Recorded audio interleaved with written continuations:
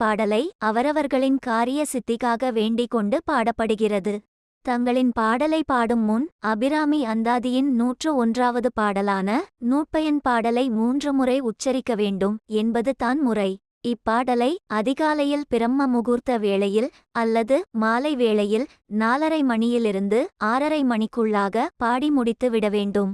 மிகுந்த மந்திர சக்தி வாய்ந்த இப்பாடலை இவ்வேளைகளில் அபிராமி தேவியை மனதார நினைத்து கொண்டு தினமும் உச்சரிப்பதன் மூலம் கூடிய விரைவில் காரிய வெற்றி பெறுவீர்கள். ஆத்தாளை எங்கள் அபிராமவல்லியை அண்டம் எல்லாம் பூத்தாளை மாதுளம் பூநிறத்தாளை புவியடங்க காத்தாளை ஐங்கனை பாசாங்குசமும் கரும்பும் அங்கை சேர்த்தாளை முக்கண்ணியை தொழுவார்க்கு ஒரு தீங்கு இல்லையே. ததியுறு மத்திற் சுழலும் எனாவி தளர்விலதோர் கதியுறும் வண்ணம் கருது கண்டாய் கமலாலயனும் மதியுறு வேணி மகிழ்னனும் மாலும் வணங்கியென்றும் துதியுறு சேவடியாய் சிந்துரானன சுந்தரியே.